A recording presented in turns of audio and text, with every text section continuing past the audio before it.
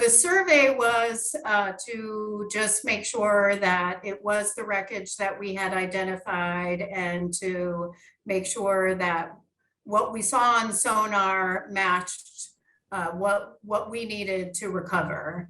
And so that survey was completed within that day on Tuesday, and then we began to recover the wreckage yesterday and today, and it's continuing throughout today. Yeah, so we do have a bucket, a basket that is on the floor, and we have chains and D-rings that are with all the equipment. And so we use, well, the Navy, who really operates the ROV, will use the arms of the ROV to pick up the chains and put them in the right places and connect the D-rings so that we can bring the wreckage up or put different pieces in the basket. Yesterday, we were able to bring up the engine, and today we were able to recover 80% of the plane. And so right now, the team is recovering some additional pieces where we have one wing, a piece of the horizontal stabilizer. We have both elevators to recover and the ailerons to recover. We did, just before I came on with you, find the propeller and the gearbox. And so we're bringing that all up. Part of the difficulty with this operation, and it has been very difficult, is the current in the waterway. There are times where the ROV can't move, or it's very difficult to see. And so we have to pull the ROV out of the water and wait until the current dies down. We're certainly going to be here for the next couple of days.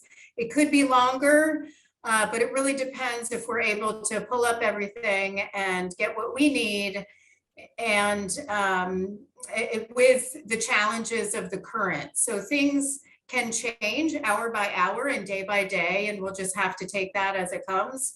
But certainly we'll be here for the next several days.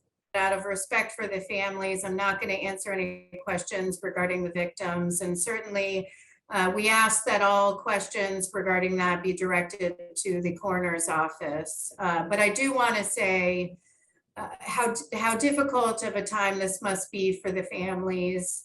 Our heart goes out to each and every one of those families, not just now, but in the days and weeks and months ahead, which certainly will be difficult and heartbreaking for them. We really are thinking of each of you.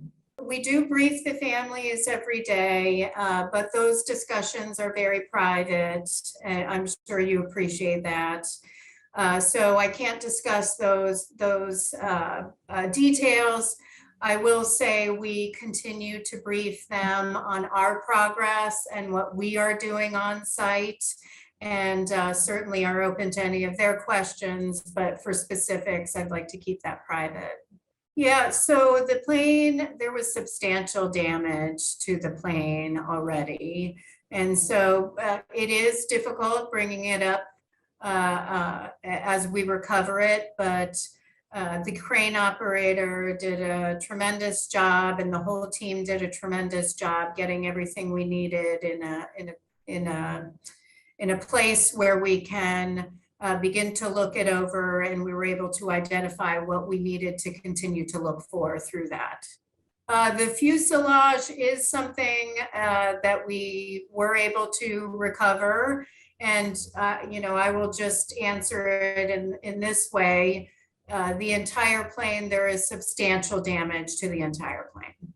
Yeah, so for this investigation, we're certainly going to want the main components of the plane. We're going to want flight controls, as I had mentioned. We're going to want the elevators, the ailerons, the horizontal stabilizer. We have the rudder, the wings, the engine, and several of the other components, which is very important for the investigation. And what will happen after we recover everything is the pieces of the wreckage will be taken to a site where our investigative team will begin to analyze the wreckage. And they will begin to document everything from taking pictures to writing up notes and really starting to break down, say, the engine, or look at different parts of the plane as part of their investigation to determine what happened, why it happened, to prevent it from happening again. And that's our ultimate goal. I mean, as confident as we can be, because we're just beginning the investigation, and really the investigative process itself hasn't begun because we're still in this stage where we're recovering the plane and the pieces themselves. Once that starts, we'll know a little bit more. But this is not something new for us. The NTSB has conducted a number of investigations where we have planes underwater and have been able to determine what happened so we can prevent it from happening again.